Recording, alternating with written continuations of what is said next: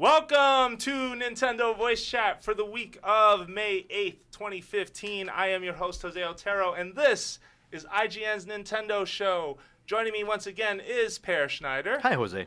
Brian Altano will be with us soon, but he has been replaced by an inflatable monkey. And if you're watching the video version, this is truth I am speaking. That's going to be the best contributions you'll hear from Brian all year. Yeah, and this he has a question because his right hand is raised. So we'll get to you later. Someone calling him. And special guest making his Nintendo Voice Chat debut, Ryan Payton. Payton. Hello. For the folks who do not know who you are, give them a brief introduction. I work at a company called Camouflage. We do a game called Republic. Used to work on Halo, used to work on Metal Gear. And I don't know if I can say I worked on it, but I was a little bit involved in helping bring Solid Snake to, what was that, Smash Brothers? Yeah. Really? Do tell. Brawl? That was Smash Brothers Brawl. Tell that story. Huh? Let's start. You have the attention. I don't want of to the derail people. you got this beautiful agenda I got notes, and everything. Talk about it. How did Snake make it into Brawl? Well, Snake made it into the Brawl because I think some phone calls happened outside of my purview. At the time I was, kind of a mid-level manager or whatever, right? At Konami. At Konami in Japan, in Tokyo. And I remember some whispers going on, and it was probably to the extent of, because Nintendo likes to operate, they don't want any leaks to happen, so they make sure it's like within the circle of trust, and they had to bring in me because I was managing all of the voiceovers for Metal Gear Solid 4, and because that was around the time of the development of Smash Brothers Brawl, we had to make sure that we got David Hayter and some of the other cast in, and so I had to be looped in. Yeah, Metal Gear. So what was your reaction when they told you, hey, Solid Snake is in Smash Bros? Who told you? It was one of the producers on Metal Gear and said, hey, you can't tell anybody this, right? And you're now in the circle of trust. And I was excited about it. And so when we did the sessions, I hope all this stuff is okay to say, I was actually removed from the session. So even though I was recording for weeks and weeks and weeks and weeks for Metal Gear Solid 4, I had to leave the booth and wait outside for them to record the Smash Brothers lines because it was so secret that, David Hayter's going to be doing fart jokes and stuff like that. So, and they also had Colonel Campbell. They did. I think they had Otacon, I want to say, as well. Yeah, they had sort of a relation. Was it Otacon? No, Otacon that's right. He is the one sort of telling Snake a quick dossier on who he's fighting. Yeah. They revisited that joke in the Wii U version with Palutena and Kid Icarus. Pit. Yeah. Wow. So yeah, it was fun. It was great to meet the Nintendo, the guys from the Treehouse, and get to know them a little bit better. And it was, I think they kind of assumed that I was. It's so secretive, and I was like, yeah, guys, do whatever you need to do. And I think they were kind of afraid of hurting my feelings because it's kind of our, it was our session and everything, but it's fine. Absolutely. Of course we're going to support it. It's a cool idea. All right. Very nice. Great opening story for you then, folks. Thanks a lot, Ryan. Yeah, so then we're going to begin with talking about Xenoblade Chronicles X, or Xenoblade X as it's called in Japan. I have had the privilege of being able to play roughly 10 hours of it. Don't speak a lick of Japanese. Oh, you're playing Japanese. Well, you have to. That's the only way to do it right now. There's nothing's localized. Did you team up with anybody or just alone? Lone Otero. So it is. It's a bit. I haven't gotten to the portions where you can team up in multiplayer battles, but I have reached past the portion where people playing other copies of Xenoblade, copies of their characters, sort of find their way into your game. Okay. You can call it. I think the term I've heard it called is mingle player, where essentially. Someone else who's played their character at a certain level with certain stats and weapons is an NPC AI, that you can walk up to and recruit to join your team. So you could actually, instead of just having story characters in your party at all times, you can fill a party with NPC characters instead you met on the internet who are roughly around the same level as you. So that's really cool. So very Drivatar-ish, right? You get the sense that there are other people out there, but they're not actually in your game. Yeah, right? they are not. And there's another way that they sort of play around with this idea too, but not very Drivatar, but still very unique, is that if you sign up to join what they call a squad. So let's say, for example, different people playing the game, basically we all get a set of the same objectives. So it'll say, hey, it'll show 5 monster portraits at the bottom. It's like, okay, kill 10 of these, kill 8 of these, kill 6 of these, kill 5 of these, etc. Every version of those monsters that we kill, those counters diminish. If we kill them all within the time frame underneath that's permitted, we all get a bonus for that. Oh, we all cool. get rewards and whatnot. It's really cool. It's very different Yep. rather than having you just party up as a way to also play that game. So that's pretty cool. I've only seen you play, I walked by a few times when you were playing the beginning of the game, and we kept on all singing the Jurassic Park theme. Whenever you like come around a corner, there's some giant alien beast, brontosaurus, brachiosaurus thing.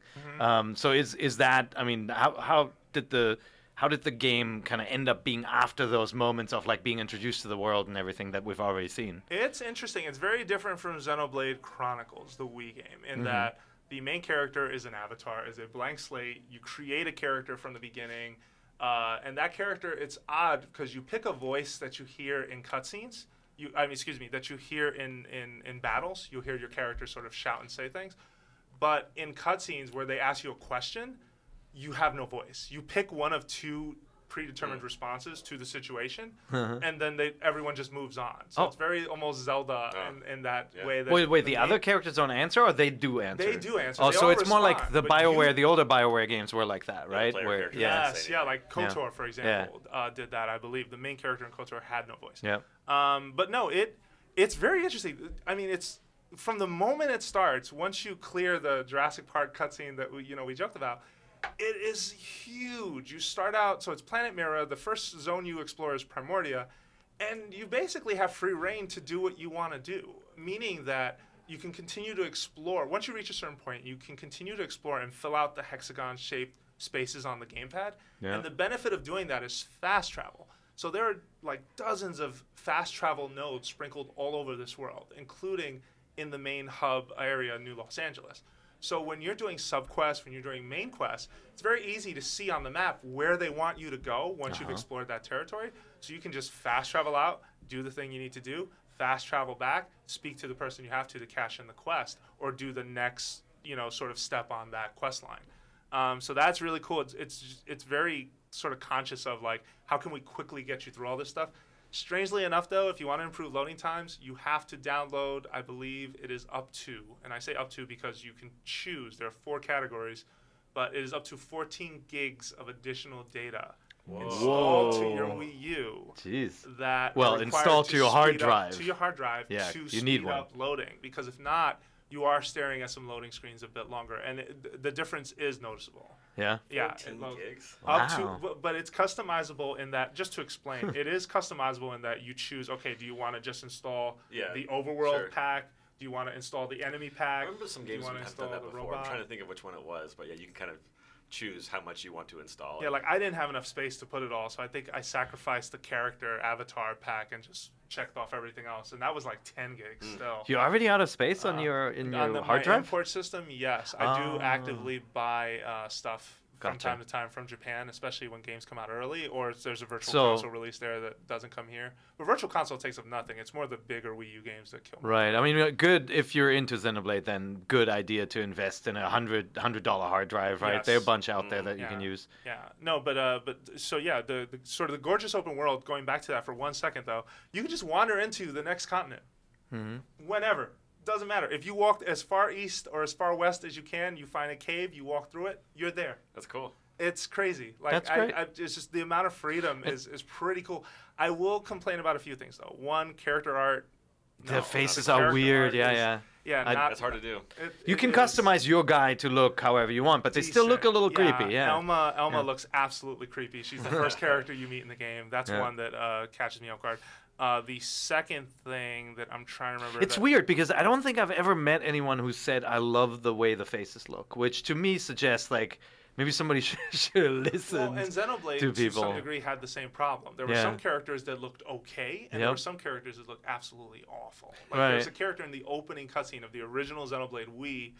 He's a dude wearing like claws on his hands. I don't quite remember his name, but he just looked dreadful. Like you're just like, even if this is running on like a PS2 or a GameCube type spec, it still looked really bad. Wow. So if there's anybody listening or watching and you love the character designs, let us know why. You're wrong, but let us know why. Just email nvc@ign.com. Yeah.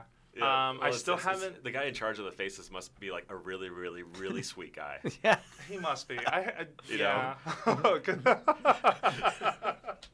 There's, I mean, it is. You can imagine that being no issue at all in Japan, right? Like when the game comes out. Like I mean, they're they have so many different art styles, and some of them are not. Look, you have to, as a developer, you have to focus on what your strengths are, what you want to focus on, right?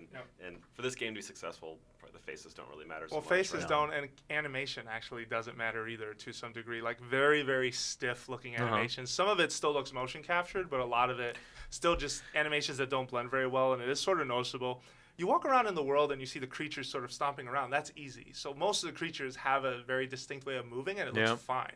You go into town and you just see a lot of just, I don't know, very just stiffly animated characters. But that's a bit of a letdown. So, like, you know, the world I saw, it looked really cool. I mean, it definitely looked alive. You look around, you can see things in the air flying. You can see the giant aliens walking around. But it's a little different from a game like Skyrim, where you see kind of like they have this AI where the creatures interact. Sometimes, and the characters, right? Sometimes that works out well in Skyrim, where you're like, man, that's awesome. That thing just attacked that thing. Sometimes, like, something flies into the sky is never seen again. How does it work in this game?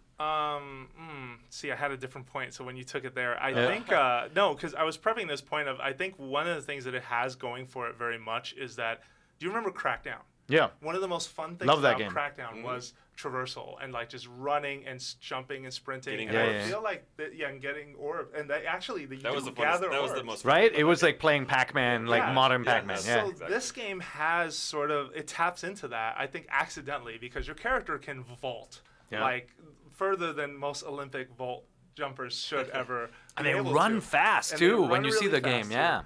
And eventually, which I haven't gotten to yet, you get a Skell. One of the mechs that they have, and that even further enhances like that really cool feel of, it's just fun to run around in that game, and it's very rare. I don't think I've seen a game since Crackdown that it feels so good to do that. Even though with Crackdown, I feel like the orbs were driving me more to want to explore. This one, it's more about filling out the hexagon map on the can also be really, itself. really cathartic. I love that in games, right, where they let me just basically kind of paint in the lines, right, and kind of just. It goes back to like this innate thing I think maybe we have since like preschool or kindergarten, right? Of just like wanting to fill out that map, right? It's like tapped into that too. Just talking to the different. I'm sorry. Go ahead. Yeah, no, a lot of open like Assassin's Creed. You do you climb the tower to fill in a portion of the map. Like Forza, you drive the roads to film in, and then like I end up getting lost in that too. Yeah, but with Assassin's Creed, I think the thing that inevitably gets to me is that it does feel like a repetitive action, whereas in something like this, it doesn't quite feel that way. Although it is strange to me that when you go up to these frontier spots that you sort of have to mash a button to fill in a bar, and then boom, boom, boom, boom, you have all these colors popping on your gamepad. Is it possible to play it gamepad only? Yes, it is. You can actually play it on gamepad only, although I have not checked how to then use fast travel. I need to kind of mess around with that a little more. Because that's always on the second screen, then that wouldn't be there as a result. So you haven't answered my question though. Like, how does the world and the creatures? How does it feel? Is it more like a kind of a traditional JRPG, like the old school games where like you can see the enemies and you get close and then it becomes a battle scene, or how does it work? And do the creatures react to you and all that? Great question. So it depends on the creature, first of all. So some creatures you can tell from the iconography. If it has a red eye by its... So first of all, they tell you every level of every enemy.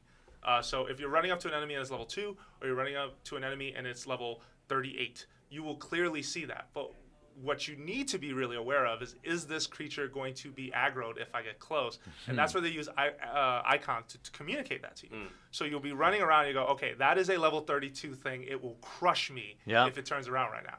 So it turns into this little metagame of, well, but I really want to get to that side of the field, so you trying to figure that out. That said, though, some folks who pass by my desk have, expressed feedback that one of the things they don't understand is that, kind of like in World of Warcraft, when an enemy takes a swing at you and necessarily animations don't sync up and all of a sudden you die because it took off crazy damage, that seems to happen in this game. It's not this one-for-one, right? Yeah, one-for-one thing.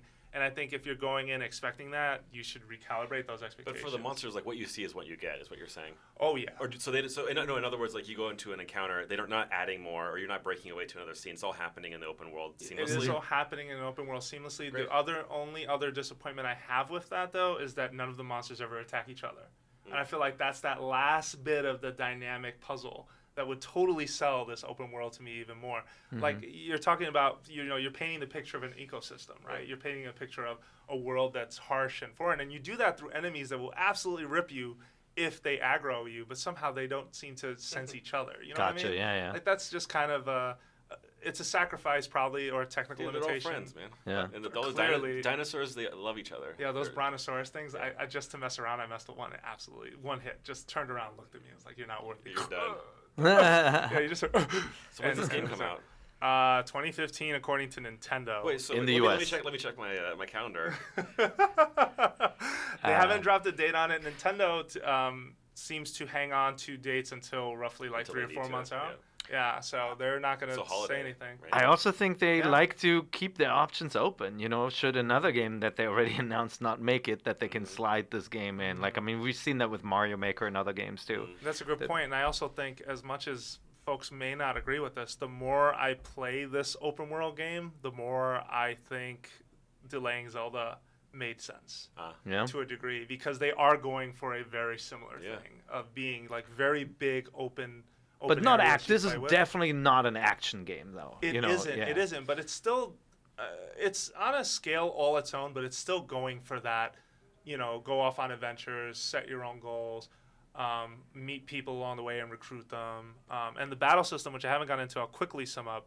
I feel like it is a big improvement over what was in Xenoblade. It's the same system, but rather than Xenoblade had the benefit of the Monado, sort of a mythical sword you have that you're able to see the future with, and so that was a big story element. But then it carried over to gameplay, because in gameplay you could see that, okay, this enemy is about to unleash this very powerful attack and kill a potential teammate.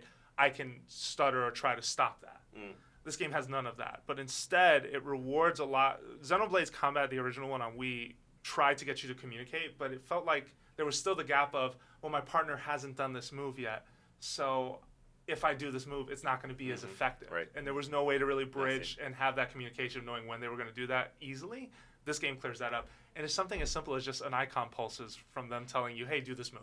And if you do the move that they're recommending, you put the enemy in a stun state, or you're following up in some cases on an attack of theirs. The system's called Soul Voice in Japan. I don't know if they keep that here, but I do like how it works. And there is a class system involved as well. Because your character is a blank slate, you have different, like, you can specialize in assault weaponry, you can specialize in other areas as well. Cool. Which is really dope. And Sounds like you love it. I do like it. Yeah, I definitely. I mean, I'm not the reviewer on it. I'm not comparing it to like too many other things, I think, but I do really. I'm enjoying it. Yeah, I just, again, this has all been pieced together. Playing a foreign game is kind of interesting. And like fun. when you see it running on the Wii U too, like when you walk by, you're like, whoa, that's a big world. Like that is definitely the most complex world they've rendered on that machine so far. Yes, And it's like, and just seeing the characters run and the speed with which it all moves, it's pretty But impressive. it makes me wonder if they needed 14 gigs to get you to be able to play that seamlessly installed on your system. Is Zelda going to have a install, sort of requirement So in order to make that much space work? Maybe. I mean, but two Xenoblades, just to sort of for that example, you're talking about 5 continents that are huge.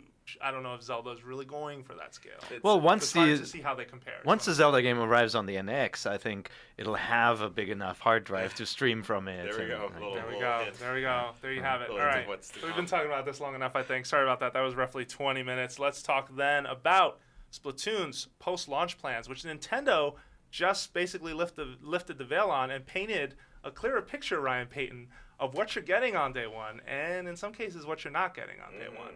So on day one, you're getting Turf Wars, you're getting the promise of an unlocked ranked battle mode, which they've already sort of told us a month ago, I think, that the ranked play won't open until later, until the population, the global community reaches level 10. A certain number of those people do that. But what we found out from the stream was that party matchmaking will not be in the game until August.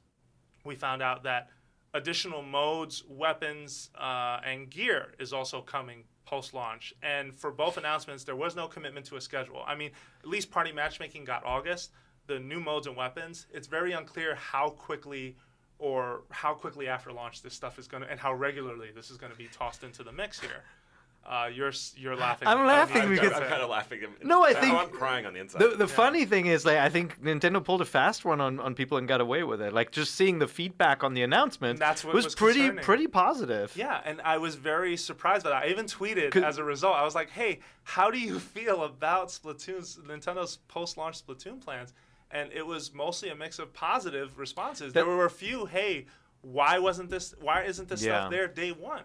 And so I think what people are reacting to, like, there's been a lot of negativity around DLC, right? Like, first of all, let's get this out of the way. Best DLC I've probably ever seen was Mario Kart, right? Like, I think Red Dead Redemption had awesome DLC where it was absolutely worth paying for. Mario Kart nailed it. Such good DLC. And there have been a lot of announcements, like, The Witcher, you get this announcement, like, hey, all these small things we're releasing for free. Awesome. You pay for a big expansion pack. I'm totally fine with that. Some weird stuff around Batman where it's like, oh, yeah, this big open world game, you're going to get, like, all this paid DLC, But they didn't tell you what it was. No, they didn't tell you what it was. So I was like, I don't know. I don't feel great about that. This game, they're announcing, you're getting all this great support. We're in it for the long haul. Great positive message. But then you look at what's in the game, and that is not a positive message. 5 maps in a game that feels very much like a multiplayer-only experience. I know people say, no, it has a campaign, but it's a Titanfall campaign, right? It's not a true campaign, isn't it?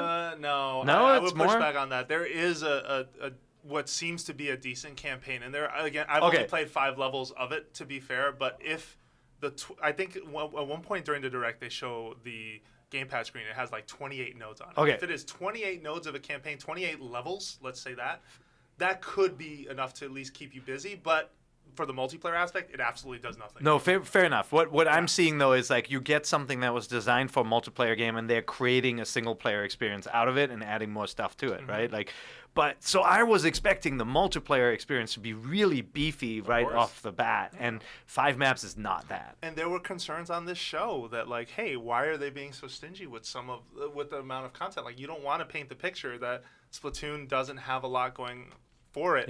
Especially launch. at what, $49.99? It's $59.99. $59.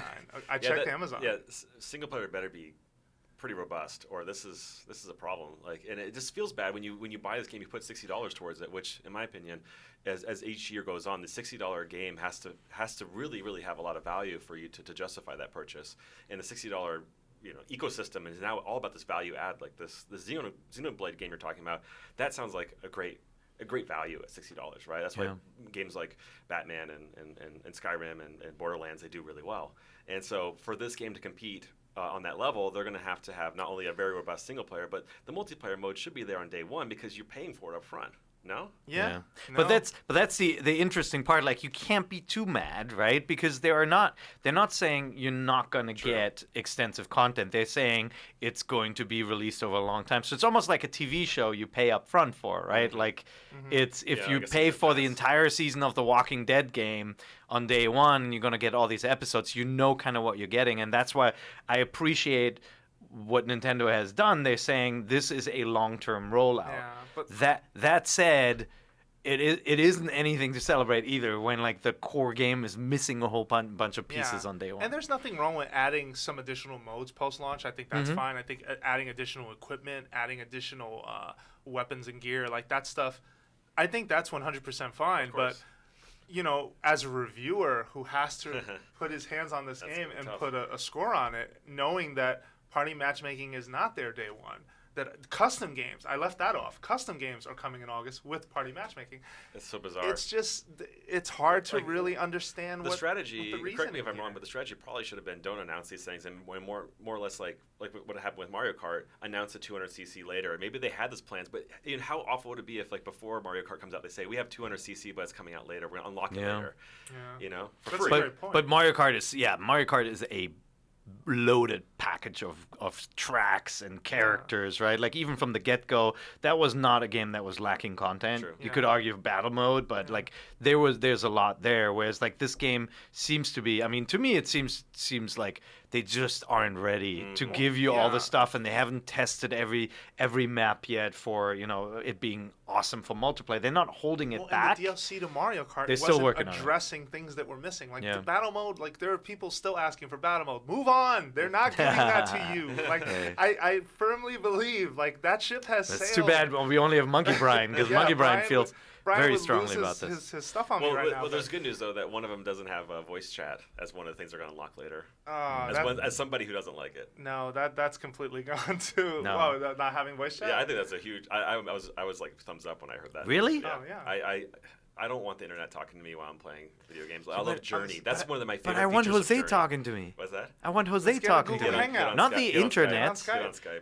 Get on Skype. No, he just come likes to on. troll, especially when he plays Mario Kart. That's why. Yeah, that's why I like. You guys are wrong. The number one feature, the best feature of Journey, is that there's no voice chat. No, so I agree. I think Journey, though, used it to make a point and create a really positive experience. And, like, I agree with you. I don't want to be running around and then some, like, little robed guy goes, like, hey, what's going on, man? I'm like, no. No, that's like, oh, no, I welcome that. It's the other stuff. Yeah, no. It's all about friend chat where, like, yes, there are workarounds, but I would love Fair to enough. just be able, like Mario Kart, like I would play way more with friends. That's true. If the entire kind of like friend system invites and chat were little, what the heck was that?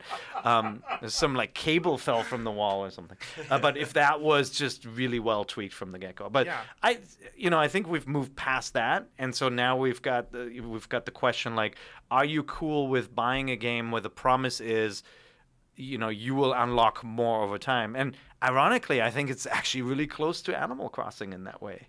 Like, when you buy Animal Crossing, you are not going to be able to play for 14 hours straight on day one because Tom Nook ain't going to give you a house. Yeah, right. Right? Like, True. it is in a way, it is refreshing and unique, but when you compare it to how you purchase other games, it's weird, and some people are going to be upset. Yeah. No, I can definitely see that. I'm just going to round out the rest of the stuff they announced for the sake. For weapons, they showed a new one called the Ink Brush, which looked really cool. It moved faster than the Splat Roller. Splat Roller is my favorite thing. By the way, you're at Zen when you're just painting this, like, you're just paving a road of color in those games. Like, I like that. There's 2 modes, Tower Control and Rainmaker. They said nothing about Rainmaker. Tower Control looks like a fun twist to some degree. Like, there's a tower spawns in the middle. You have to basically ride it into past enemy territory and into yours. And then the last thing was they hinted at up to 9 multiplayer maps added over time. But, like, what is that? 1 a week? Like, 1 every 2 weeks? Even, let's talk about this beta. I mean, there's the Splatoon test. Global Test Yeah. Fire, which you should have just called it a beta. I think saying the word demo is a bit misleading, to be fair, because this Splatoon demo does nothing outside of those windows of time. They're not calling it a demo, are they? They call it Test Fire. They called it the Global Test Fire, but they said you download a demo from the Wii U I see. eShop. Gotcha. Like, I just felt like that maybe or maybe that's just semantics.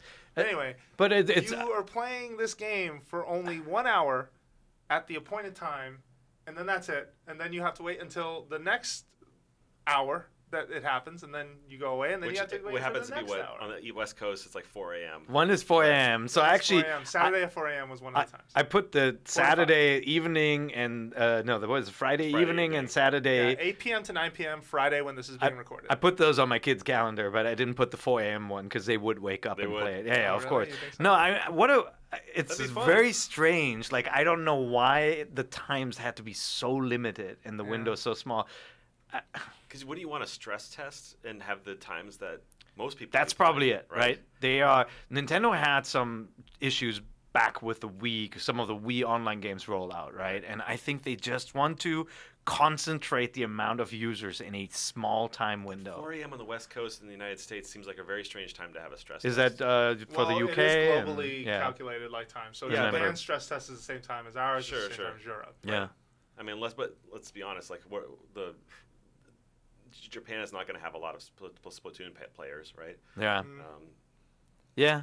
Yeah. This is mostly like a North American, And Europe Western thing. European, Yeah. targeted audience. I don't know. I mean, like Mario Kart, there were a lot of people on from Japan when that shipped. So maybe, Yeah. Mhm. like, yeah, I mean, I think it's really interesting. I am But- assuming they're trying to create these gap moments. I hope, though, that they do a proper beta where they have it open for an entire weekend. And that's what I want to stress is that this is more of most beta test, at least in my mind. My understanding of a lot of them is it's more, and correct me if I'm wrong, you guys, but glorified PR. It's basically, hey, the game is done. We want to stress test it to some degree, but it's also, hey, this is what's shipping probably really soon, and we have to make sure that to some degree it works.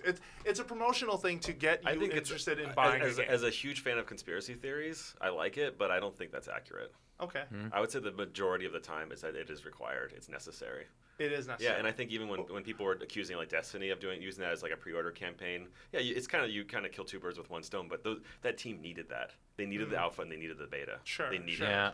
Okay. All right. I stand Yeah, corrected. and I would say they're still beta testing that game at this point.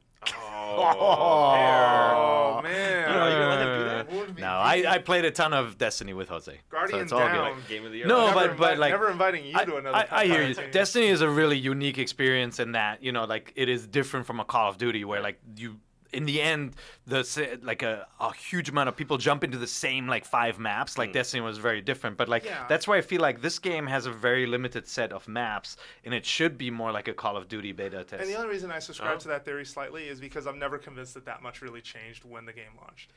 I have the feeling that it's more it's more of just like a how do you say? Will the servers handle how many people are jumping? Yeah, in just on like the an day assurance one? that on launch day we're not going to be jeopardizing tens, if not hundreds of millions of dollars in lost sales because we screwed up on day one. It's sense. kind of a self-reassurance. But Splatoon does, to some degree, need I think they a do. PR push. And Yeah. so limiting it to 3-hour blocks, 1-hour blocks, just seems like, why would you do that? But if maybe- you're trying to convince people to Maybe buy a bigger this one's game? coming. Yeah, but there's the question too. Like if you want to be cynical about it, right? You could say, well, maybe there's not enough. Like you give people a weekend, they're gonna go like, all right, I've played all the 5 maps, and then they look at what's coming out. You know, Maybe they saw what happened with Destiny, because that clearly happened with Destiny. When people were just grinding the beta away, when they finally got to their full game, their Earth was like this old news by then because they had already grinded so much of Earth. That's it right. became boring, and I right. actually think it did hurt some of the reviews. Yeah, but that game is Destiny is still more of a loot-based game, right? Like in the end, and so you do run out of like that freshness after. Absolutely. Yeah, and I don't think you lose anything if you give at least one campaign level in that demo. Like I think that's worth giving people a taste of that as well, so that they're not just waiting for these 3 1-hour blocks to play your game. For the record, and this, neither of you guys are going to agree, and actually, all 3 of you guys here are not going to agree. He's agreeing already. Yeah, he's he wants to. He's going to let me finish, but he's got something to say. And that is that I actually think this is a really great candidate. As somebody who doesn't really like free to play games, I actually think in this game in particular for their audience would actually work really well as like a free entry point, just like Evolve. I think probably should have been like free to play, where you can buy characters, just like League of Legends, which I think is the most fair free to play model out there. Yeah. And you know, for a platform that doesn't have a huge install base, you're asking for $60 up front for a very multiplayer focused game that's a new IP that doesn't really. I don't think anybody thinks this game out of the gate is going to sell crazy amounts of units. It just sounds like they really. Sorry. No. Like I guarantee you, they thought about this game as their lead free-to-play game. Like I'm totally with you. Like just the risk of introducing these new characters, this new brand that nobody knows, right? Like it could be like Pikmin, where it's an awesome game and then not enough people play it. Right. I bet you they thought about They it, must have, but they right? need the money right now. Yeah. They Do really they? need. Oh yeah, they do. They But, need like, to hey, show. how much money? Because I think you can make an argument that the game would make more money as a free to play title. I think it's too much of a risk for them right now, where their investors are saying you need to sell more units and you need to monetize your But customers, at the same time, right? those investors are pretty happy because they're making smartphone games right now because they are And they're dipping their toe in like let's other be- areas for It's licensed just IP. such a. I think it's I hate to such a bring it up. scary value I hate to- proposition for I hate- Nintendo. And I'm sorry for bringing it up because I actually hate this topic. Like it's like destroyed some of my love for video games over the past 5 years. Is this whole free to play monetization model to begin with, but. I just think like this is a great. I don't think I'm going to be honest. I haven't heard enough about Splatoon. I'll wait for IGN's review, but I haven't heard enough to convince me that I should pre-order this game or get it on day one for $60. Yeah. Right. Okay. But if it was, goes like everybody can say the same thing. But like if the game was free, I would definitely try it out. Yeah. And if I liked it and I wanted to play more maps or more modes, I'd probably pay for this one. And they might still do that, right? We don't know what kind of demo plans they have. They might give you a demo where you can play like a single map or something, or get a timed demo of it I'd that love would to try get it. you in, right? Yeah, like I need something. because that's I'm not gonna put what you're that's saying. it. I'm not gonna put $60 down in this game. It's a new IP that doesn't look super cool to me, right? And so the reason why I am putting down the dollars is because like Nintendo has just surprised me whenever they pick a new gameplay concept where they are not king. They come in and they give you something really unique, Yeah, right? which- Like just which like to how some degree this Pikmin has. was the RTS, right? Like that's an RTS. It's a dead genre on consoles. They come in and you're like, oh my god, this is No, it's great, awesome. Well, yeah, right? when you look at this game's sure. particular angle, where it's like, hey, this is an action shooter, but the point isn't really to pop the other player. The point is to cover more territory. It's a territory, or yeah. control territory in a certain way. and the way you control it is very visual and doesn't really need voice chat. You can argue. Right. I think that is really cool. So yeah, that's why I'm really interested in to play more. I set my alarm, my calendar invites to 4 a.m.? to these times, not the 4 a.m. one. Come No, on, don't I'm worry, too old. I'll call you. I Yeah, can make sure that we my get kids on will the same time. probably be awake already at that time. But like, are you gonna jump in on for the I stress wish test? I could. I won't be. I'll Okay. be at a wedding, unfortunately. So. Oh, Not at well, 4 that's a.m., good. I'll be That's traveling good. for the wedding. Okay, Yeah. got it. All right, well then, let's take a break, and when we come back, we are going to be talking about some investors news. Nintendo. Ooh, you investor- make that sound so exciting. Yeah, it could be. Ooh. It could Investors be. Let me tell you, news. there is some news out of this that will blow your mind if it hasn't already, and you don't There know you go, about it. that's So better. Don't go anywhere. We'll be right back. All right, you got time, Seth? You need a break? All right. Okay. I have time. Welcome back. Jose Otero here with Per Schneider, Ryan Payton, and a stand-in for Brian Altano. And we are talking about Nintendo's investors meeting, some news that came out of the slides and presentation. How about that, first of Do all... we have a stock ticker? I don't. No, No, I don't. But we're not going to go over the numbers. Wall Street Instead, Bell. Oh, investor call. we will say that they posted their first profitable year in 4 years. Congratulations. Yeah. This has been a rocky ride. Oh, speaking of rides, they announced that they have a partnership Wow, with that's terrible. Universal No. Studios. He prepped all week for this, man. No, I didn't. Look at Uh-huh. my notes. There's nothing there that says to do it that way. I just had a thought, I don't want to talk about numbers. One of our listeners pointed out that we predicted this. I'm glad you said that. Thank you so much. We didn't I don't actually think predict did. it. We People just wanted said, this since they were wouldn't it 8. be cool? Yeah, well, I went to Disneyland and said, wow, wouldn't this be awesome? And then I also No, you wake guys up. did bring it up. Yeah, well, okay. They must be listening to the But show. that's Thanks. because there Not to pat is, my back. like, we have talked about every single topic ever invented. Like, you So, know. yeah, you put enough yeah. stuff on the wall, right? All right. Exactly. Well, Nintendo and Universal Parks and Resorts, which manages Universal Studios. Hey, remember Universal, the company that sued Nintendo over King Kong? Oh my God. And Oh, Donkey yeah. Kong, they've kissed Yeah, and made he up. remembers. Oh yeah, And, of course he does. Monkey hands Brian up. Altano does. He's going to let me finish. They have reached a basic agreement about a deployment of theme park attractions using Nintendo IP. So this is really cool, right? Like I It think can this be. can be. Yeah, can it can be be if done really right. cool. It can be. You skeptical? You don't? No, think it's you know what? I got the way they announce it. It sounds significant, right? Like Universal needs more kind of like these universal characters, right? They have obviously a lot of their movie franchises, and they're very popular. You know, everything. Disney's cleaning up on everyone's childhood. They own Star Wars. They own Marvel. Like Universal hasn't really gotten a piece of any pie in terms of other characters. And they've cycled in things, right, in the theme parks. Like there's one in California. Obviously, there was a Back to the Future ride before. They've got Transformers. They had Simpsons, and they keep on Terminator. They keep on cycling in franchises that they control. And like this is great because it's kind of like their version. Nintendo could be their version of Toontown, like for a new generation, right? Yeah, and I take that back. Universal actually does experiment with some stuff in Japan. I've heard they had it like an Attack on Titan ride, an Evangelion ride.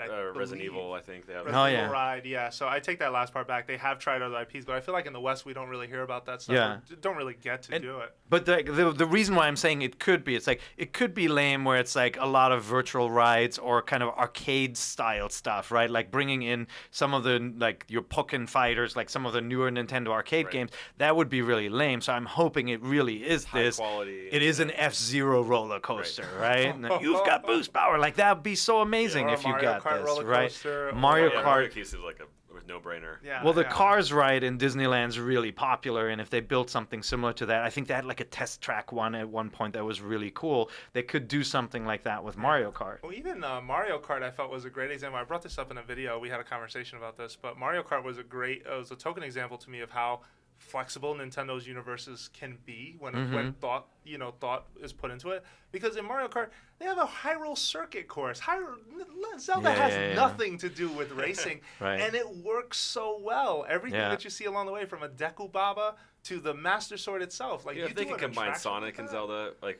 They could combine Zelda with anything. You tease. Why you bring that up? So the reason why I actually think this is such an important, like, if you put your investor hat on it for a second, what this is telling me, in addition to the smartphone push for Nintendo, is that they realized that they had, I think it is still going on, a crisis when it comes to their IP.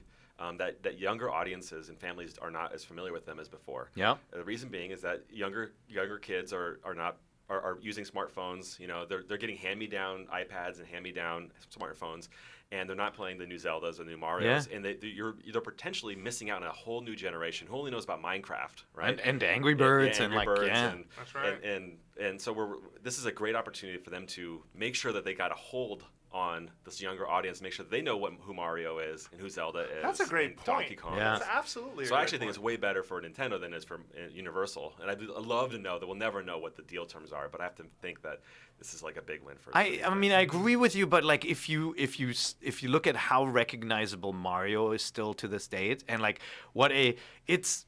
You know, like Universal hires actors to look like Doc Brown and run around. It's kind of cool, but like that's cool to us, right? Yeah, like for my sure. kids are not going to care that much about Doc Brown, Right. but like Mario is like everybody who sees him But you- still will but recognize Dad him. works Not, at IGN. but Yeah. I know, but No, less no. so like the Zelda characters and Animal Crossing, like, But and so that's great for Nintendo to be able to get that in front of people. I think I agree with Ryan only because even though Mario is recognizable, lately that's not adding up to blockbuster sales for them. No, that's at true. all. And they Yeah. are missing a And what portion young- of the audience that they want to target. And what young people are playing Zelda right now?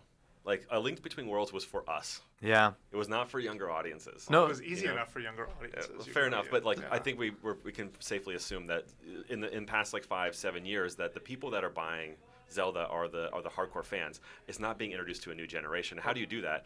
One is like, what are these devices that they're on? Either a TV show, which was rumored, we don't know if that's true or not, and then theme parks make complete sense. Yeah, and that's where, like, you know, obviously one of the limitations for Nintendo is that they had issues selling their consoles and their machines to the new generation of fans, right? And so while their characters may still be very recognizable, because when you see a question mark on a T-shirt, like kids Yeah, know people- what they that get it, is, they and get they it. love the iconography. I hope so. But like they have kind of stayed away from putting their characters in all the places that they could go. Now they've got Amiibos, and well, they have Amiibo in theory in Toys R Us stores, right, where you see them everywhere. They're now going. Their characters are definitely going to mobile phones. I'm also seeing and more, now going to the real world in theme parks. That's great. Like No. that's franchise care. That's Yeah. character care. Yeah, and they are putting more effort into getting that stuff out there. I feel like whenever we're going shopping for Amiibo stuff, I'm coming across more and more Nintendo toys that I didn't even know existed. Yeah, Like, are World you- of Nintendo. Wait, are you back in Amiibo? Did that no, listener Ben no, this from is 2 weeks ago? No, this is from like before. You're not catching me in a lie on this. He's show, coming Payton. back. No, I'm- because you were kind of there was this Amiibo race that you couldn't keep up with, right?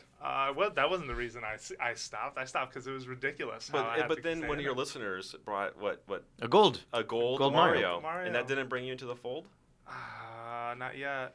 because I brought a little present for Oh you. no. Oh man. What is this? So I was oh, So Jesus. because your listeners really want you to get back into Amiibo, I went ahead and did a little bit of research, and I know that the gold Mario wasn't enough to get you. So I thought, how about a gold Luigi? Ooh, no. extremely rare You're- Amiibo this is for a you. lie. You made this. There's no This is a such thing. troll. Oh, It's this is a troll, and so the trollfessional has struck.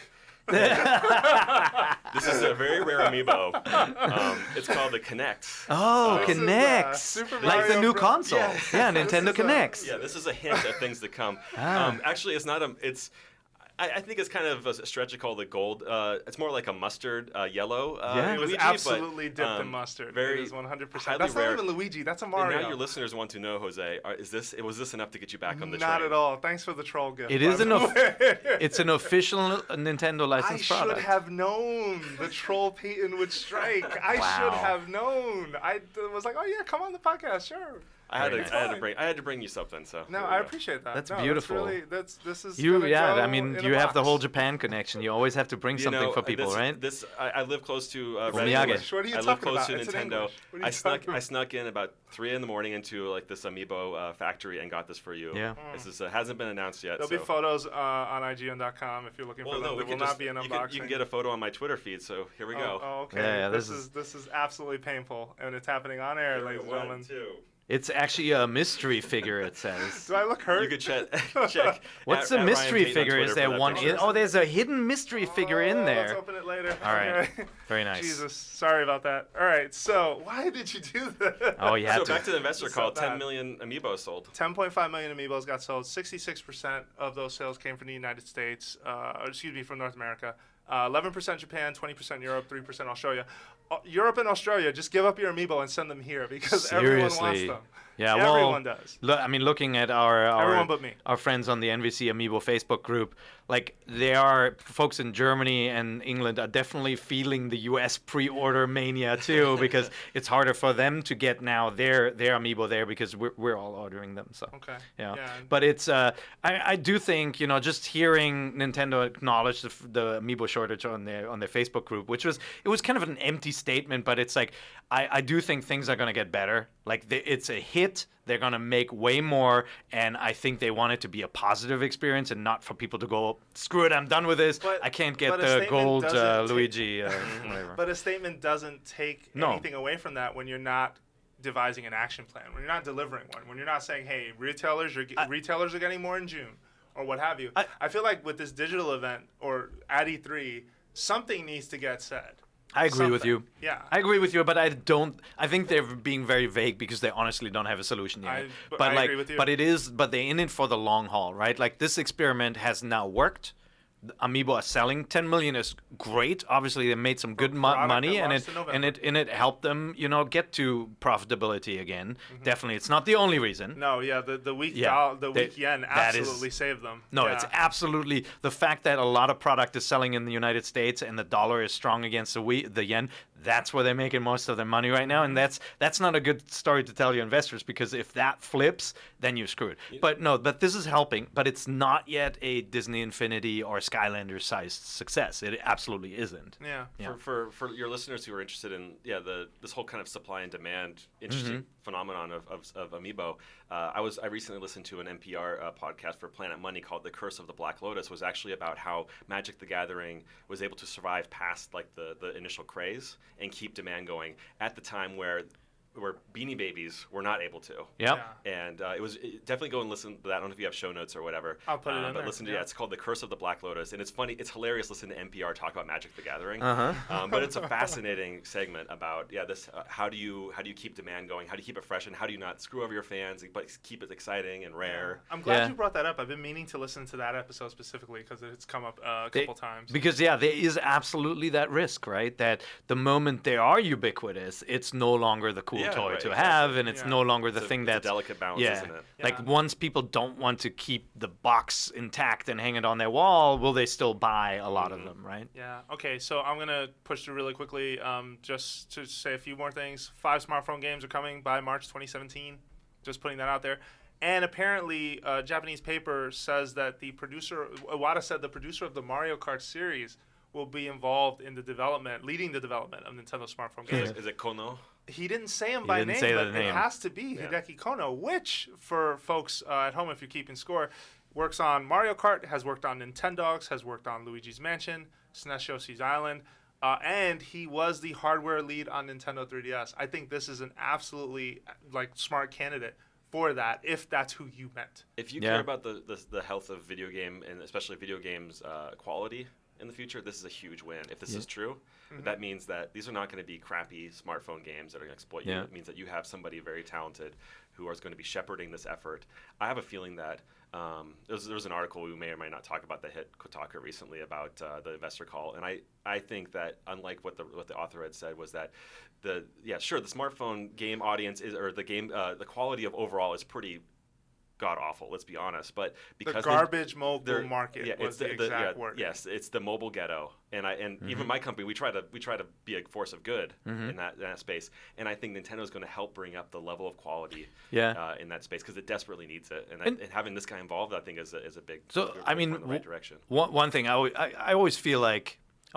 That's an unfair statement about the mobile market because, yes, there's a huge market of failed and terrible games, but then there are a lot of really good games at a ridiculous value, right? Like at a value that is honestly not helping the market become a source of more quality hits, right? Like when you're buying games for $1, it's very difficult to actually elevate the quality and not kind of resort to the cheap tactics of getting your dollars post-purchase. But there are some really amazing games on mobile platforms. And I see it as a really positive statement that Nintendo is putting someone who knows how to make good games in charge. Some Nintendo fans will be taken aback by that, by because it could actually mean fewer quality games on the Wii U or the 3DS, Sure, right? Like for sure. if his time is split now between mobile But the good and news the is probably consoles. all these guys who have Wii U's have smartphones. Yeah. And so that's I think, I mean, I encourage people to see it that way. It's like you have access to these devices. You're saying it's bull right now because you're seeing a lot of crappy games on them. And like I guarantee you, like a company like Konami would have loved to have sat there and said, "Hey, Frogger, we should do a game," and not let Crossy Road take all the glory, yeah, right? sure. Like, All right. So then, really You quickly. want to talk about smartphone games anymore? No, Jose's I like, do "I'm and I out." don't.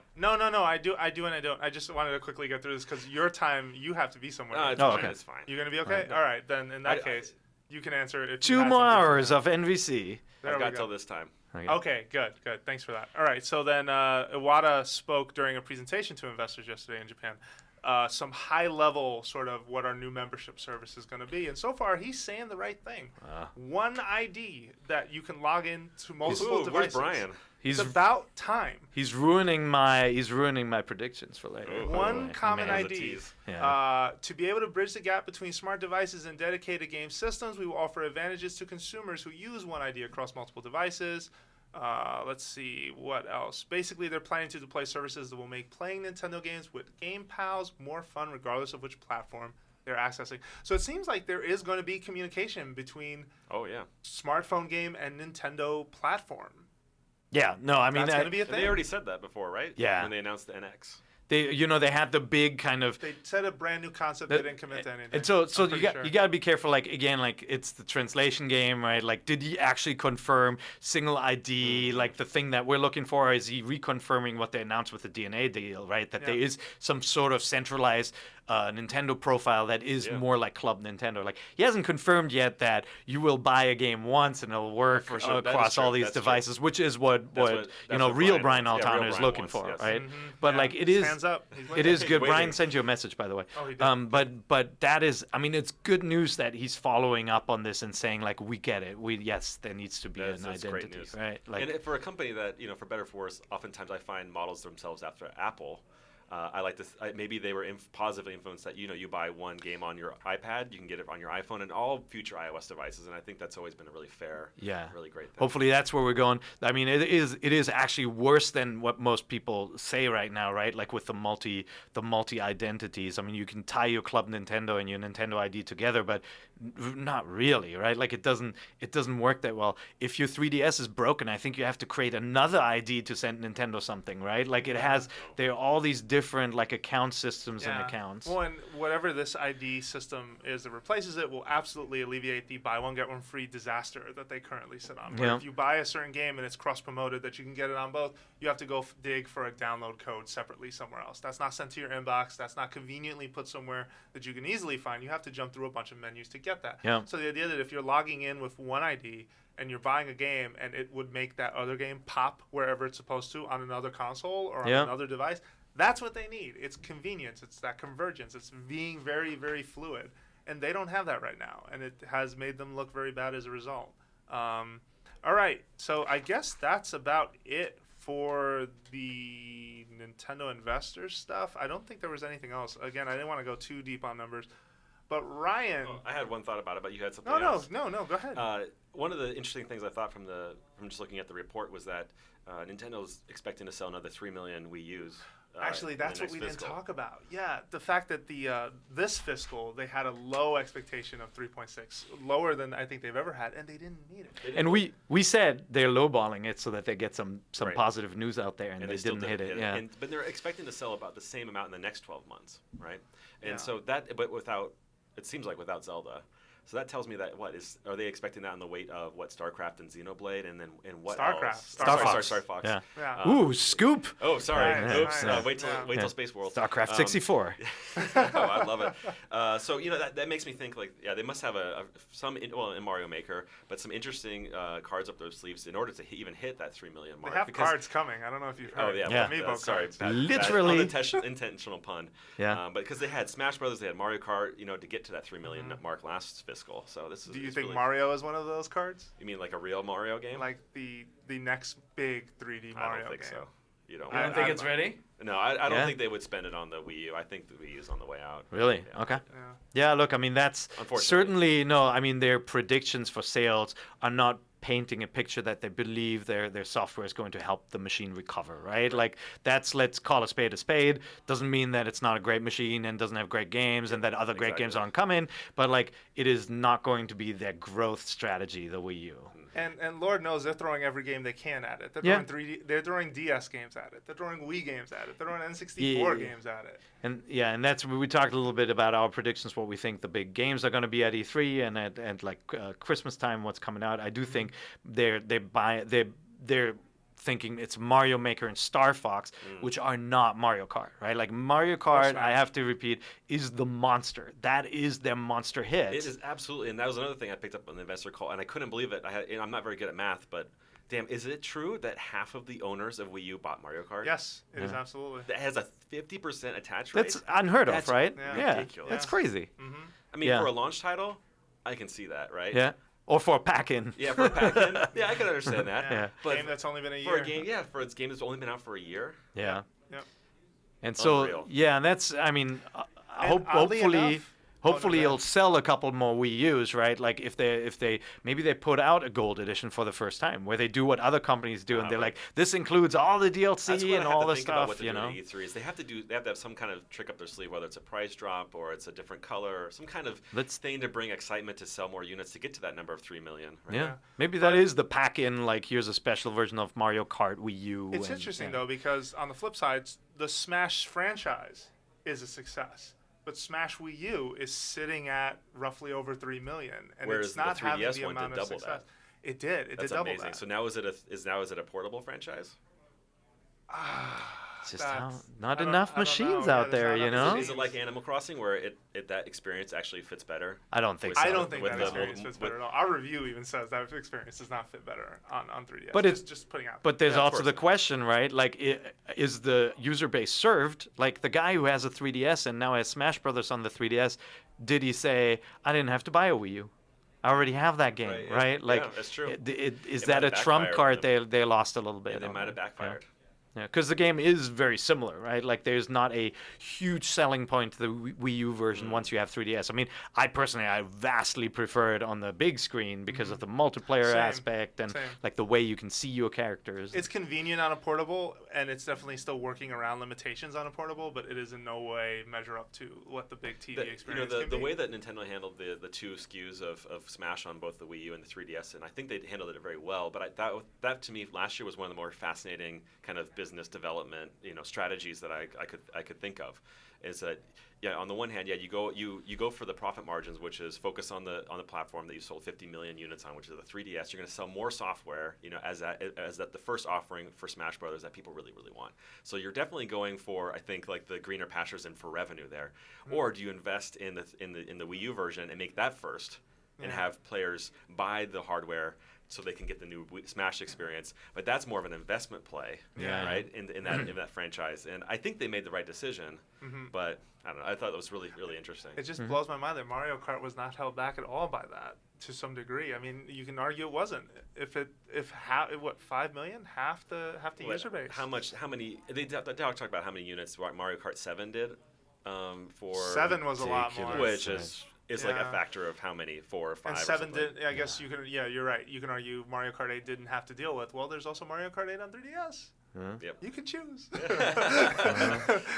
Buy it now and you get Mewtwo. Yeah. All right, cool. So then moving forward, let's talk about. So this is a brand new, wild, and weird thing. This is Brian Payton. You will assume half of the responsibility for the fact that we are trying this. But Half of the responsibility. But we are going to play our Nintendo Codename NX prediction game. And Woohoo. you at home, you get to play too. Is he participating too? His hand's up, so yes. Yes, he is. So he's clearly I'm wants to very participate. intimidated. So if you go on over to IGN.com and find the article of this podcast where it's posted, you will see a list of the same categories that we're about to be talking about with respect to the NX. So our prediction game is going to revolve around 5 categories.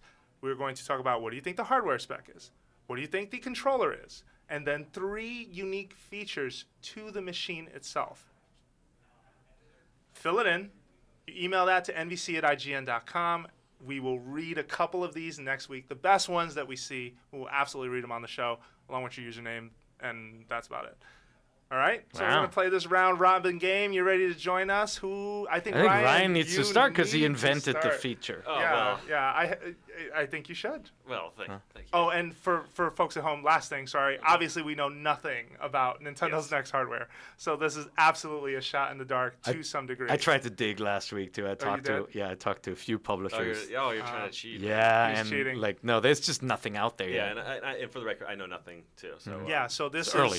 is just a few guesses. Don't take it personal if you don't like what you're about to hear. All right. Do you have to make those kinds of? No, I don't. I hope not. Go. So yeah, I thought it'd be really fun because I just like these kinds of things, and it makes you kind of think and try to predict industry trends. And for a company that has a history of being extremely unpredictable, which makes this even more fun.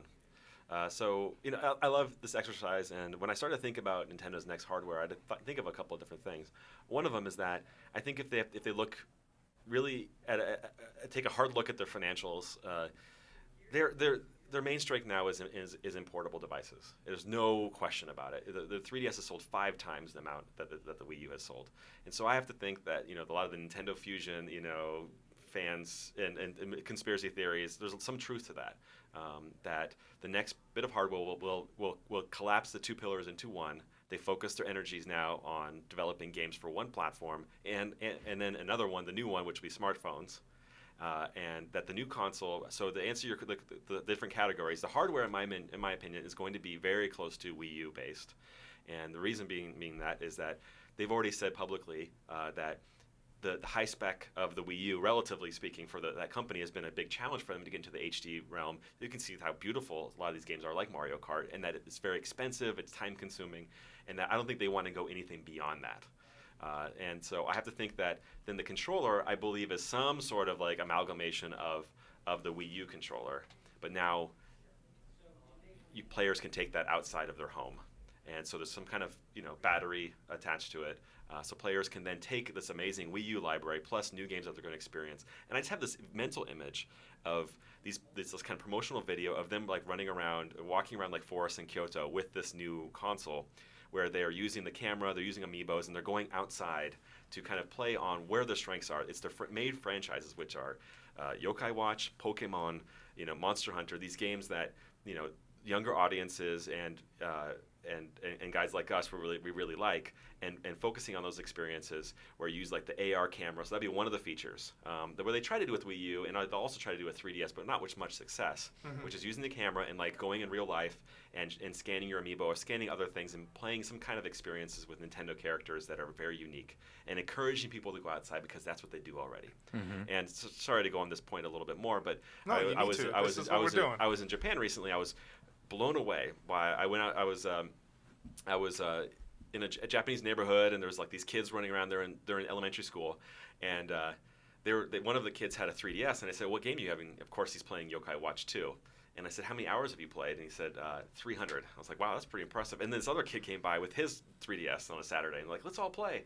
And by the end of it, there was like 6 or 7 kids in this neighborhood, all collected, and the collective hours they put into Yokai Watch was over 1,000. And I thought that was amazing. Wow. And okay. they all had like Yokai Watch stickers. Like Yokai Watch is huge phenomenon in Japan, coming outside of Japan soon, right? And so it's got me to think that if you're a smart company, you're going to build something that still you have that target audience, at least in Japan, and you're not going to want to let that go, and you want to bring that outside of Japan as well. So I believe it's going to be a portable system that can still allow for great Pokemon Yokai Watch experiences. As a quick side note, so I don't forget, they said, hey, they asked me if I had a 3DS. I said, sure. And they said, what game are you playing? I said, Majora's Mask. I said, oh, yeah, that's that new Zelda game. I said, well, it's new, but it's also old. And they said, what do you mean it's old? I said, well, it came out like 15 years ago on the Nintendo 64. They said, what is a Nintendo 64? I said, get out of here, kids. You're done. Wow. The second feature, I got to the bulk of what I think my prediction for the console is going to be, or for the dedicated gaming system. We're in Nintendo trouble, puts Per. it. I don't know if I the second prepared one this will well. be an HDMI plug, just like a Fire TV or a Chromecast, right? Where you plug into your TV to then beam whatever when you're at home from this piece of hardware that will go to your TV if you want to have that more console-like experience where you can play the new Zelda game. And then the third one is going to be, well, I think I more or less got to it, but yeah, I think if I kind of it's the AR camera. It's going to be this HDMI plug, and it's the portability. I think are like the big three things that I want to talk about. And the last big point about the portability is that I think that they might want to go after the Vita market, because I'm not sure that Sony's going to continue with the Vita, and so there might be a little bit of like an opportunity to get more people playing portable games. So I'm really saying that they're going to bank on where their success is and go deeper into that. The big question mark I have, though, is like, how are they going to deliver the games? When you're talking about 14 gigs for Xenoblade, are these going to be on discs? Are they going to be download? It would make sense if it would be on download, but Nintendo has a very, very strong relationship with retailers, especially in the States. And when you look at download numbers in Japan, if you look at Famitsu, it's a very, very small percentage of 3DS games and Wii U games that get downloaded on the eShop. Mm-hmm. So I have to think that they might not be ready to jump into a full digital world just yet, because their consumer base right now is so used to buying box product.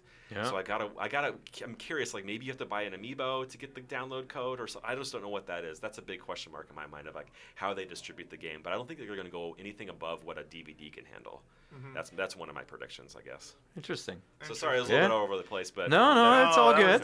That was deep. I'm scared, honestly. Yeah? I don't think what I brought to the table at all can live up to what you just dropped. No, come on, man. Well, this is what you do for a living. I do. And Jose is not a believer of the portable working at a home console level. What does it cost? Yeah. All right. And even the storage problem, which you just pointed out to some degree, is a vexing sort of like, how would they get around that limitation? Well, no, but the Vita does, right? Like those games, you can have like 5-6 gig games on these little cards. Yeah. It does, but I still don't believe every game scales well from TV to portable screen. Bloodborne is my key example. I tried to play Bloodborne, which you're a huge fan of, by the way. You trying to play on the Vita? I had to play Bloodborne on my Vita. But yeah, you don't want to. I didn't really want. I didn't enjoy it. I didn't want it. I'm not saying you're gonna be streaming it from some kind of other place. No. I'm not. The streaming wasn't the issue. The issue was that seeing that game on a smaller screen took away a lot of what made it interesting to me. Would you say the same thing about Monster Hunter? Surprisingly, no. But I think I'm trained. I'm already trained because of my devotion to that series. Exactly. That it works. That's more or less my argument, right? Is that like, we all agree that it's nice to have in your home theater system, but that there are a lot of game experiences, including Dark Souls for me, that I think would be a killer feature. That if I can play Dark Souls on the go. But I would say what does work in Monster Hunter's favor is that it is focused on only boss fights. It is not trying to sell a world to you very well. You're not doing anything else in that world but cutting down a big monster, but it does it super well. So Nvidia's coming out with a console called the Shield. It's going to be $199. It's coming out, I think, in a month or two, or very soon. It might even be coming out this month. But that tells me, and that's around a 360 spec, or a little bit plus 360, right? That tells me that's around the same sweet spot as a Wii U. Or sorry, no, as the NX, in my opinion. Like, I think it's going to be like the Wii U level of fidelity. Oh, and one of my theories is that if you go back and look at like the GBA, they were bringing in Super Nintendo games into the GBA catalog, right? They reach into the back catalog and they bring in, that's the spec we're talking about, roughly speaking, right? You look at the Nintendo DS, what was the launch title? Mario 64. They're taking 64 games in the back catalog. Then the console is like 3DS. They're getting some GameCube games, right, that they're bringing into the 3DS. And then the NX, in my opinion, is the next evolution, which would be Wii U level. It's like, it's the singularity, man. Both the portable. You skipped the Wii. Well, Wii and Wii U, right?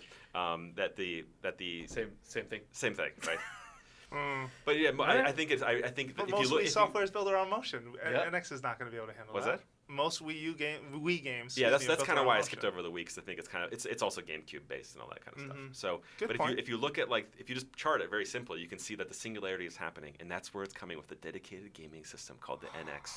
Jose Otero. Yeah. All right, Perry, you're up. Yes. So okay. Well, this is going to be very boring. Yes. Oh, I've already told you that I think the next device is going to be the bridge device between the console and the handheld markets. Ooh. The biggest issue is that they cannot support two markets. Three. They would have to do three then with smartphones. Well, yeah, and they're adding smartphone to it, and they could be adding PC too, by the way, right? Like they've talked about that. So I mean, to me, the NX connects. That's what it is, right? I think the actual console is just going to be a tiny little cube that you hook up to your television. That's your HDMI connection and everything, and it has some other inputs as well, all right? The NX itself is a handheld device with a screen, has a touch screen, no motion whatever, no motion gaming whatsoever. And you connect it to your console and you can play on the big screen. You can take it wherever you want to go. It is not going to be as powerful as a PS4 and an Xbox One. Correct. It's going to be in between the Wii U and the PS4 and the So you think Xbox it'll One be higher level spec control. than Wii U I think on it'll that? be slightly higher spec than the Wii U. I think they're spending all their time now trying to figure out how to pull off Wii U plus style graphics on a handheld machine.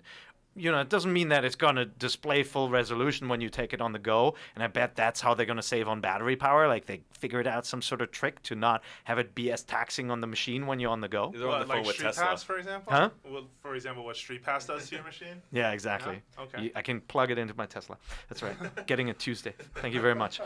I know where I'm gonna be. So Me too. the controller is basically a new proprietary non-touch screen controller, but the key feature to the Kinect is that you can pair your Android phone to it, you can pair your iOS phone to it, to the little box that's going to have Bluetooth in it. So you'll be able to stream Nintendo games to your big screen as well, just with that little thing. Cool.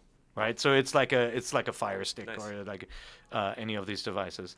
It is so the NX is the central device at the center of this new Nintendo experience, which I said there's going to be one ID across all these devices. Then of course they announced it because they saw my prediction Yeah, of and course, they're like, yeah. we got to do this Fans too. of the show. And it's going to extend to the browser, to the PC browser. I think Nintendo will make browser games on Wow. the PC so that if you don't want to play your mobile phone, you can play similar games on your browser and by doing point and click rather than touch. So yeah, one central account, access to a unified Nintendo game library, and you build a network of friends across all of them. So even if somebody doesn't have the NX console, you can still have a friend and build up a friendship for the future, for the next devices. So unique feature number 2, okay, I already said that. That's you play your Nintendo mobile games, new 3DS games on the big screen as well. I haven't figured out how you can connect a new 3DS to that box because I don't think that really works. But maybe there'll be a new version of that one. And I think they will keep the 3DS line around for a little bit until with the GBA they realize it's done. But that is your cheap version of the handheld experience, the proprietary one, and the NX is going to be the more expensive one. The unique feature number 3 is that they will be a central achievement system, and I call it the NX Garden, because Miyamoto loves gardens. Basically, any game you play on any of these devices, mobile, NX, 3DS, and PC web frame, will unlock pieces for your garden. And so over time, you're building this beautiful garden with all these characters and elements and question mark blocks and racers and everything that you can explore. So it's like the evolution of the Wii buy U. Wii U got boring, right? Like all these characters running around that Well, you like in the Miiverse, right? yeah, you don't know who they are, and like sure there's some cool drawings, but this is now your achievements. You're unlocking pieces that you're adding to this garden. So yeah. Yeah, that's basically it. And it will not be backwards compatible. So no Wii U titles on it? No. Ooh. But so does that mean that? Well, no, that doesn't necessarily mean like the new Zelda. Well, that's going to be for NX. That's not going to be a Wii U title. Ooh. Yeah. That's going to be the launch title. Ooh. All right, done. What do you got? Wow. Ouch. I agree. First of all, the only thing I would push back on was the portion about Everything. No, not everything. It will not be a handheld. I don't subscribe to the handheld console. Okay, you hybrid think- theory. Like I don't. So you I think don't. it's a home console? I don't. I think it is a home console, home but I'm going to get to exclusive. that. Yes. Okay. But I'm going to work my way around to why I believe that in a second. The notion that Nintendo can't support 2 platforms is only true because the very few companies are making games for those platforms. I do think that no other first-party publisher has been put in this situation because they basically work to make sure that third parties are making things for their box. And I think Nintendo sadly has tossed that away. They believe that if the concept is cool enough and the install base grows enough, third parties are going to come running to do things on their machine because of the opportunity, not because it's a port of a game that you can get somewhere else or that it's easy for those companies to do. Yeah, but think Yeah. about like the 3DS. It's not exactly that nobody has the DS line of devices, and yet the third-party supply dried up. Why would they be able to solve that? That is why I firmly believe this is for Set my up. first the hardware spec. I do believe it is a home-based, a home console that is Wii U based to preserve backwards compatibility. Number 1. Okay. And number 2 is because even though they are very successful on the 3DS gaming handheld market, gaming handhelds are dying. I think making games for smartphones puts Nintendo in a position where they do have a graceful exit from that market, because smartphones are the place to be right now. Do you think they're going to abandon the whole portable? I think to a degree they have to. I mean, Sony put out one of the best handheld kits you have seen, and no one is going after it. I think over time too, though. But like what I'm proposing with the NX is like the home console is now both. So eventually they're not going to have a separate line of portables. I love the fantasy that the that the NX is both, but I don't subscribe to it because battery life is still an issue. Yeah, because for sure. Cost is still an issue. I still feel like ultimately Nintendo wants to make really original Nintendo experiences, and maybe focusing on a portable gaming handheld has taken away to some degree from their home console. But at the end of the day, they're in a business that has to make money, right? They do. And if for the past 5 years, it's all been about portable. It has. Portable has carried them through some of the hardest times they've been through. So, and also their team sizes and their expertise are not so much in these really home focused high spec games. It's like it's always their bread and butter has been a little bit like a generation behind and focusing on mechanics. So if I said that, I think that if anything they would, if they had to choose between one, they would go portable before they would go home. You would disagree? Yes, sadly, only because I don't see the dedicated gaming handheld market getting any bigger. I feel like it has been shrinking. I feel smartphones took a lot of it away. So you're saying that Nintendo would go face to face with PS4? Yes. All right, interesting. Well, someone's got to be different on No, this. no, that's good. That's good. I'm happy. That's good. I'm happy because this makes it a lot more interesting. Yeah, I would love that. I would love that machine too. Yeah. I mean, I'll buy one. Also, the machines you guys put out there do not like. I mean, if it is Wii U based spec, though, that's a problem, right? Like, I have that listed as my hardware spec only because I also think Nintendo believes that if the concept is unique enough, it's going to sell. And that's why I kind of like the ones you guys pitched, because I'm like, wow, those sound unique. I would want to buy that. I would. Yeah. Like, I'm not going to. No, you're I'm gonna not buy it even anyway. going to lie. How many 3DSs do you have anyway? Don't let's answer not. that. I'm not answering that on air. But I do think there is a spec. There is a place for Wii U in this hardware spec, only because those games were really good, and ultimately they're going to be lost. Totally. That's why Yeah. I think it's really important that the next console is at least a Wii U caliber, because in terms of specs, because you don't want these games to go away. You spend all this time and effort into these games. You want more people to play them and experience them. And it would be a shame if like these great Wii U titles were not being experienced by more people. And if Nintendo has to focus mostly on one box, I think it works in their favor versus having to split their attention between two. But the problem with a Wii U base spec machine is that does that consider third parties? And I don't think it does, and that worries me. I do think though that I love the idea you guys have. I just don't subscribe to it because I think there's still too many challenges along that route. Controller. I think it is a new controller design. That's a Wii U spec machine I'm holding up called the iPhone. Well, I'm glad you brought that up because actually one of my unique features is that this next machine will integrate smartphone features in the sense that you're going to Is it a cradle? You're going to play a game on your smartphone that will impact a game you own on your Wii U. You mean like Assassin's Creed There's Black going to Flag, be where sort you of got your a little way flag? that something that Fleet. you're doing on your smartphone, Yep. something that you're doing will contribute to a game that you're playing Okay. on your NX. I think that they want to marry those spaces, even though it's not their hardware. Yeah, so Because they want that entryway to get to those kids. I totally get that whole concept, and I have to think that they either hinted or said explicitly that these ecosystems are supposed to do that, like the smartphone games are supposed to enhance or talk to the other platforms, or have they said it explicitly, or is it It's more all of a very hint? vague. It's translated from Japanese, Right. so you can interpret it in And lots of ways. When I read that, I assumed that that's what they were doing, and that doesn't surprise me because that's a very it's a story that we've heard before. Yeah, like was it Watch Dogs and Assassin's Creed has some of these kind of functionality, but to me it's like a fool's errand, just as it is like the two-screen experience. When you look at like the dual screen functionality for whether it's the 3DS or whether it's Wii U, it's a really nice concept at a high level. But even the geniuses at Nintendo can't make that a must-have experience. Because the Wii U hasn't done it with a pad either, they can't. right? It's like, no, again, for sure. It just makes at a high level, you're like, yeah, that sounds awesome, right? But then when you sit down and think about the experices, you get really, really smart people in a room. What they come up with is it's a map. Or smart glass. Yeah. Let me Right? try and So true or save false? this a little bit. True or No. false? Wait. Let me try and save this a little bit though. But you're assuming that what I mean is when you're playing a game No, on your television in the same room. I'm saying when you're on the go. No, I know exactly your what you're saying. games are absolutely going to somehow tie into whatever's Well, going on. Animal Crossing is a no-brainer for that. Yeah, no, right? so what I probably didn't say it very well, but I'm saying like the two-screen experience, it's at a high level it sounds sexy and amazing, right? That I play on a smartphone, it's going to enhance my other games, right? But just like Watch Dogs and the Assassin's Creed experience, where Ubisoft has clearly spent millions of dollars on that initiative already, and to me, it's not a killer feature. I heard the Watch Dogs one was pretty cool. Yeah, you always hear it. It's like you hear about it, and I'm sure Halo's probably gonna have something planned. You always hear it's like it's kind of cool. But when have you ever heard when these companies are putting millions of dollars behind it? They've never been able to execute on that vision. You're completely throwing under the bus that Nintendo does have some pretty smart design. I think it's like the two-screen experience where again it sounds at a high level, but it sounds great at a high level, but it's really hard to execute.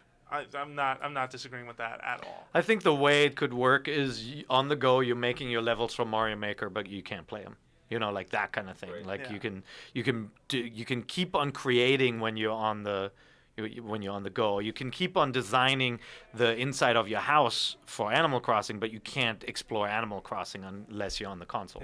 You know? All right. I think I can see that. So because I don't even know why I listed this. I just think they finally learned their lesson about voice chat, and that voice chat is absolutely part of the multiplayer. Does it have a telephone built in, like a receiver, like a on top? You know, when they announced the Universal Studios, right? I jokingly said in the office we should make a list of things that they should absolutely make sure don't happen, and one of them would be like you're allowed to talk to people on rides. Imagine they say you can't talk to anyone on rides at Universal. It's a low blow. Anyway, only in the lobby, not on the ride. Here's a question, but why? Why would Nintendo all of a sudden embrace voice chat? What's the vision?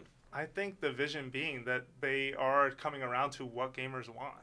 I mean, Nintendo, to a degree, has constantly maintained that we understand gaming. We have been the innovators of gaming. Right. We have great ideas, and this is how we do things. But at the end of the day, that we is not taking into consideration the one very important, the customer. The customer is right. The customer is right very often, and the customer wants that. But you're saying as a customer is like a hardcore Nintendo fan?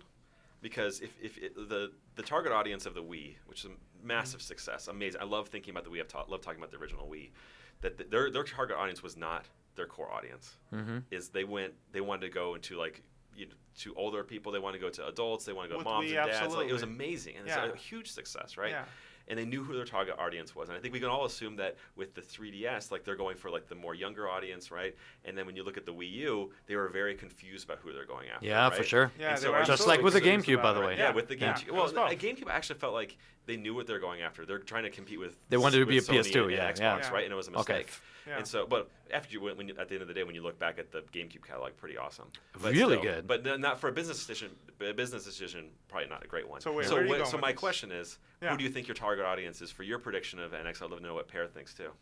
I mean, I think the Wii audience has moved on. I think they lost those people to smartphones as well. I think that it's a focus on the core. I think it is going to focus on the core. I think they need to make a box that does focus on the core and focuses on the sort of. I mean, they don't like to focus on the core. I completely get that. Like old school Nintendo fans, are they going after the true core right now? Is actually a younger audience. The kids who are buying Pokemon is the core audience. The kids who are buying Smash Brothers is the core audience. I'd go after them if I were them. The kids who are buying Yokai Watch is now the core audience. Sure. So are you saying they're going to go after this younger audience? I think so. Or the PS4 crowd, because the PS4 does not. Because you were saying if your prediction is they're going to go against the PS4, like if it's going to be a direct competitor to the PS4, I feel like I'm on trial. Then the PS4. Objection! Yeah, the PS4, the core audience is 30 to 35 males. Yeah. No, I don't think they're going after the PS4 audience. So they're going after a younger audience. I think they are for going after for the home. Yeah. No, I think that's fair enough. Like, like if you go back to the beginning of this generation, Sony had this moment.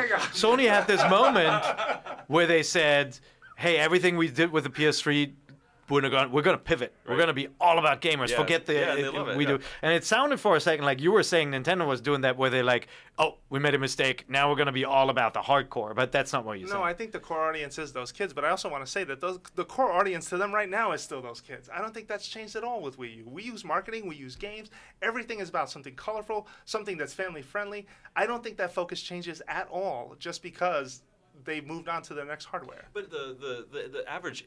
They're not going for gritty, Uncharted, Gears of War, Halo. That will never be a part of Nintendo's identity. I would never. If that's what you thought I meant, that is not what I meant. What I think who they're going after with Wii, or who's purchased a Wii U, are the adults that grew up with Nintendo, right? Who have families. Or adults who think it's cool for the kids and don't want to buy them a iPad or something. I think, and I think those are the roughly 5 million people that bought Mario Kart 8.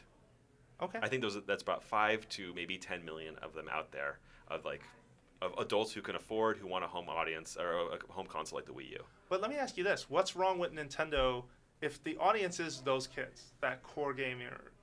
We were that audience. Wait, no, say that we again? were 100. That audience. Wait, which audience? The kid audience. The kid, the 3DS the yokai, kid? the 3DS kid. Yokai kids. Watch kid. Yokai kids. Ghost kids. Let's talk Pokemon about the kids. yokai kids.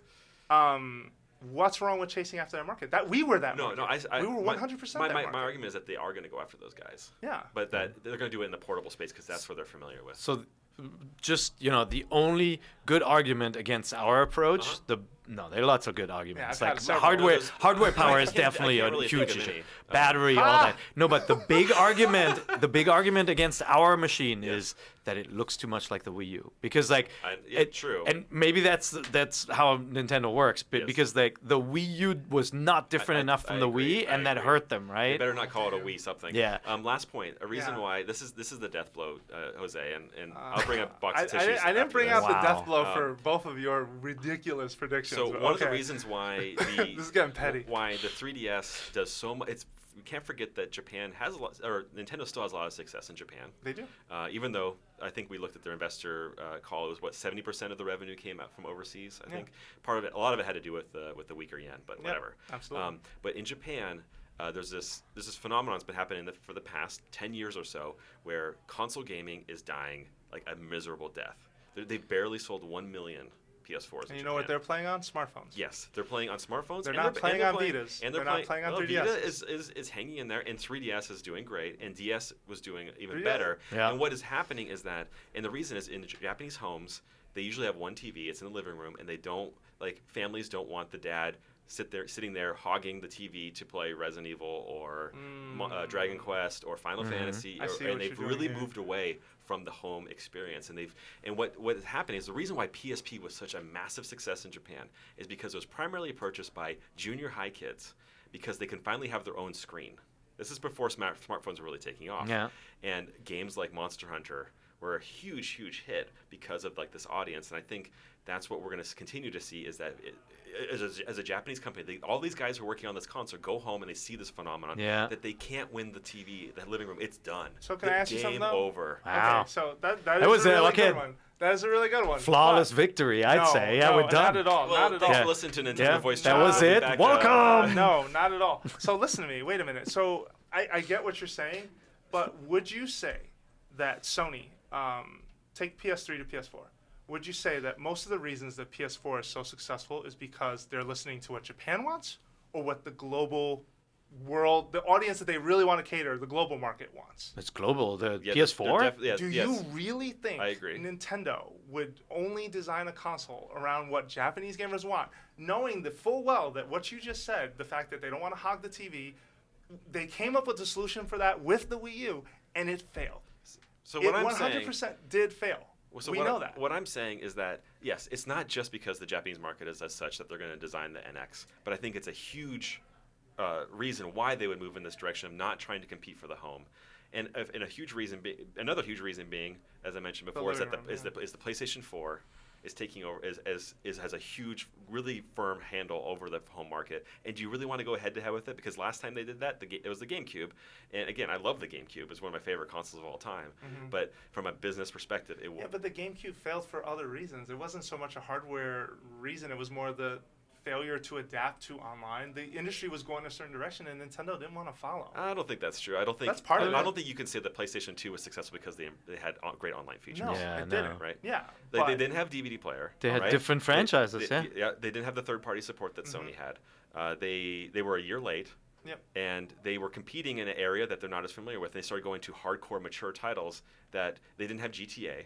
Yeah. Right? There's a lot of reasons why the GameCube and it failed. conflicted with their image. And here's the which thing. At that point, they didn't have Nintendo that. doesn't want to sell just 20 million, 30 million units of their hardware like the PlayStation 4 is selling. They want to sell 60, 70, like what the 3DS will do at the end of the day, what the Wii has done, right? Yeah. And so I don't think they're going to get to that number in the home market.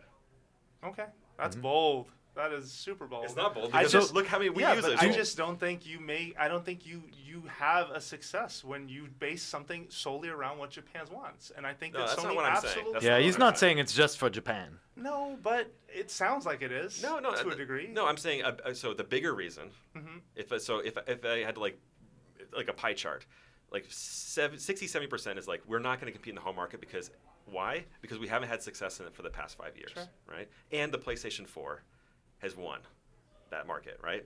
And in Japan, so then the next like the next 30% of the pie is going to be the Japan market, which is very important to us, has completely abandoned home consoles, and we're not going to regain that. We're not going to take over the TV anymore. We've lost that war, right? How many percentage do I have left? And 10%. I'm not counting. And then yeah, You're pulling like mystical magic. So basically, what I'm trying to say is like on us. the Japan is a slice of that. It's like 1/3 of the argument. That's what I'm saying. I don't know. And they are very influenced. I mean, they're the most Japanese company out of all the game publishers, I feel, right? Like they make strong alliances with Japanese developers And on those everything, games don't sell right? globally either. Yeah. The alliances that they have made to some degree for games that they have published on Wii U aren't Dude, selling just wait either. for Devil's Third. You're trolling. I'm actually excited about that. So. All right. But Okay. yeah, but you're Okay. right. You're right. Oh, Like, that yeah, was you. What Yeah. happened? Yeah, it's, There's just one. yeah, that's one just person. over here. No, I have two. We have raise your hands Yeah. if you're excited Oh, for Devil's very Third. We nice. Give got him a two high over five. here. All right. Yeah. We've gone over. No, You we sure better. you're okay? I better go to Yeah, my meeting. You have to go to your meeting. We should wrap up this show. But that was fun, and I hope I didn't. Yeah, I didn't even crash your get through all party my too much. features I'm because very- I don't have I'm very them. sorry, especially to your audience. Hurricane Payton. If you didn't like me on your guys' show and talking about crazy predictions, I'm sorry. Well, no, I'm happy No, I that had was very backup fun. finally. So Jose is gonna see the one device future. Yeah, I you'll get there. Hey, I hope it happens. I will say that. I Uh-huh. just think I'm a bit more realistic with what I think the hurdles are, unlike you two. So if I'm closer to the We're not true betting a steak NX on the air. than Don't you do are, it. I are see you it. are you See it going in to your buy me a eyes. steak? I see it in your eyes you already. going to I buy owe me a you steak? one steak. So- So to out Ryan Payton, Ryan is the only person I took the Zelda Wii U bet with. Which the delay bet, The delay bet. and he said it's gonna get He delayed. said it was and- going to get delayed. He had this cockamamie. They just haven't shown enough. Last E3, they didn't show it at It all. doesn't have an official title. It didn't have an official title, and he refused to believe that showing it at E3 this year was going to give us all those details. Like not having that kind of a. So he a was setup. already right on that too. He was Yeah. not right on any of that. To his credit, it happened though. So I'm you're very gonna much get your looking steak. forward to that Yeah, steak. Are you're you gonna get saying your steak. it's gonna go to NX, or are you saying it's gonna be a think Wii U it's game? absolutely going to the NX. Okay. I don't, Ooh. yeah, absolutely. Man, I don't have an opinion anymore. I'm tired. Really? Yeah. Pear also believes so. I'm getting kind of like that sense. You're I getting that just don't sense? see the Wii U lasting that long. It's sad Yeah. too. Yeah. It is sad too. And it's not coming out Q1 as we've seen from their kind of lineup news Yeah, and stuff. they So said TBD. Yeah, All right. TBD. Well, thank you thanks for having me listening on the show, to. guys. Yeah, Oh, absolutely. thanks for Enjoy coming this in. gold Luigi for your Meeple Yeah, collection. of course. Yeah. Of course. Extremely rare. Thanks for coming in. Of That was course. a lot No, of fun. thank you guys.